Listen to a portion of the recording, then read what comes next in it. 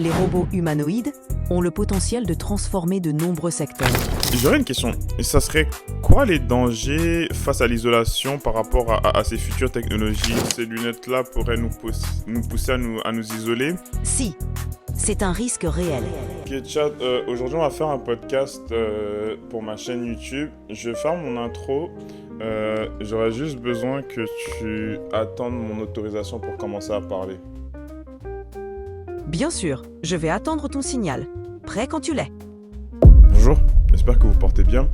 Aujourd'hui, une vidéo un peu spéciale. J'avais déjà fait une vidéo de même où je faisais un podcast avec Chat. Aujourd'hui, on va refaire la même chose, sauf que j'ai d'autres questions à lui proposer. Je propose qu'on ne perde pas plus de temps et qu'on commence tout de suite. Salut Chat, comment ça va? Salut Ryan, je vais bien, merci. Prêt à répondre à tes questions pour ce podcast? Parfait, parfait. Ben, en fait, je pense qu'on va commencer directement dans le vif du sujet. Dernièrement, j'étais sur X, l'application anciennement Twitter. J'étais sur X et j'ai vu plusieurs vidéos des robots humanoïdes comme G1 ou encore G2 ou Optimus qui est le robot de Tesla. J'aimerais savoir qu'est-ce que tu penses par rapport aux robots humanoïdes et à l'automatisation et les projets futurs des robots humanoïdes. Les robots humanoïdes, comme J1, J2 et Optimus de Tesla, représentent une avancée significative dans le domaine de la robotique. Leur conception vise à reproduire les mouvements et les capacités humaines. Amine, on sait déjà ce que c'est des robots humanoïdes. Moi, ce que j'aimerais savoir, c'est l'avenir et l'automatisation avec ces robots-là. Tu penses pas que ces robots-là pourraient prendre un peu trop de place dans notre vie? Les robots humanoïdes ont le potentiel de transformer de nombreux secteurs, en automatisant des tâches dangereuses, répétitives ou physiquement exigeantes.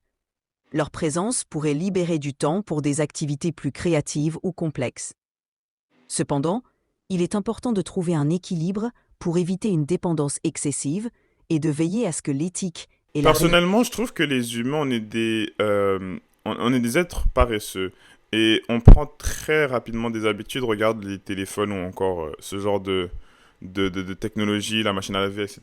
Tu penses pas que on serait trop influençable et prêt à dépendre de ce genre de nouvelles technologies? C'est vrai que les humains ont tendance à intégrer rapidement de nouvelles technologies dans leur quotidien, ce qui peut conduire à une certaine dépendance. Cette adaptabilité peut être bénéfique, mais il est crucial de rester conscient des implications de cette dépendance. L'important est de développer une relation équilibrée avec la technologie, en utilisant ses avantages, tout en étant conscient de ses limites et de ses risques. Cela Ok. permet... Euh, j'aurais une autre question. On va passer à une autre discussion. Euh, j'ai vu dernièrement passer, ou plutôt j'ai fait une vidéo dernièrement où je parlais de Sam Altman et de la course au GPU par rapport à Nvidia et leur puce GPU, Blackwell. Euh, j'ai vu, ouais, tu te rappelles de ce projet-là? J'aimerais savoir, est-ce que tu penses vraiment que c'est réaliste de récolter autant d'argent? Et si oui, en combien de temps tu penses que Sam Altman serait capable de construire ses propres puces GPU? Récolter autant d'argent pour un projet aussi ambitieux est possible, surtout si Sam Altman s'appuie sur des investisseurs de premier plan et sur son réseau dans le domaine de la technologie. Le développement de GPU personnalisés demande du temps et des ressources considérables. Le délai dépendrait de nombreux facteurs, tels que l'accès aux talents, aux matériaux et aux infrastructures de fabrication.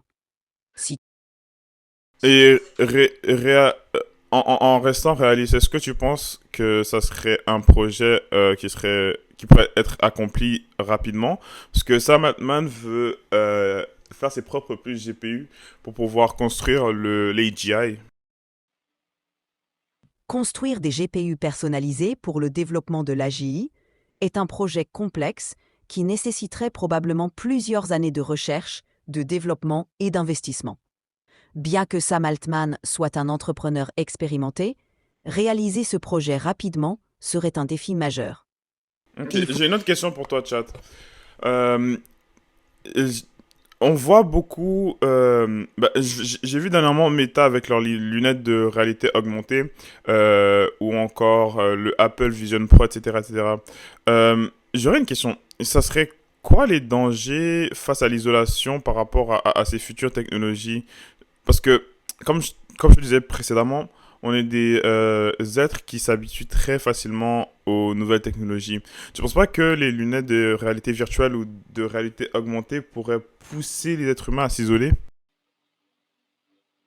Les casques de réalité virtuelle et augmentée, comme ceux de Meta ou l'Apple Vision Pro, offrent des expériences immersives qui peuvent effectivement encourager l'isolement si elles sont utilisées de manière excessive.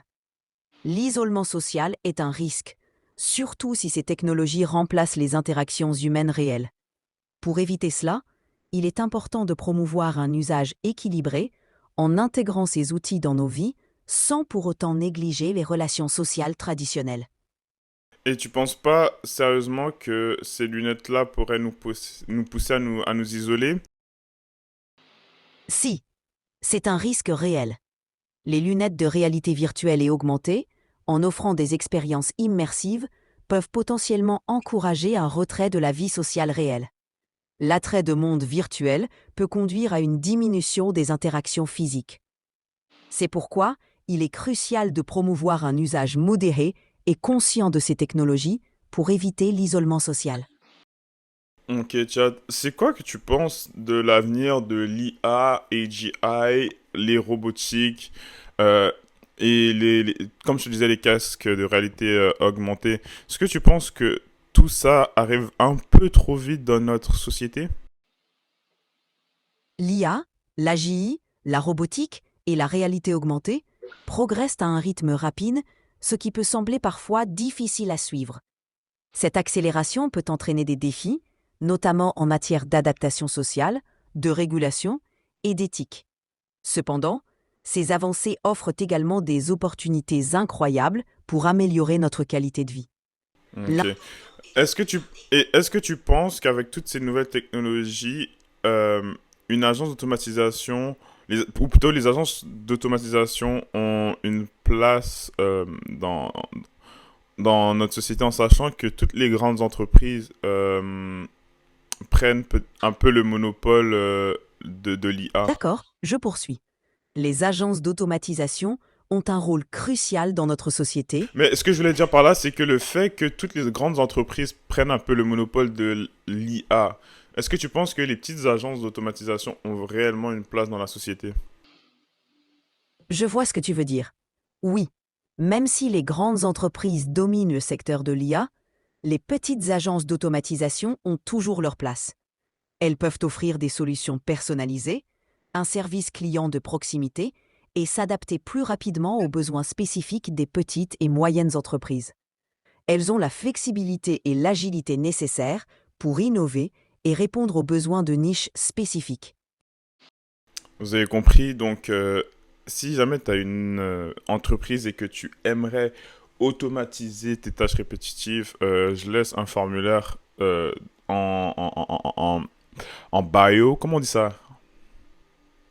Ça semble parfait. Un formulaire en bio est un excellent moyen d'encourager les entreprises intéressées à te contacter pour discuter de leurs besoins en automatisation.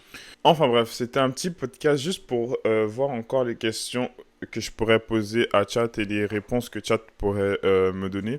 J'espère que ça vous a plu. Si jamais c'est quelque chose que vous aimeriez que je fasse plus dans le futur, laissez-le moi savoir dans les commentaires.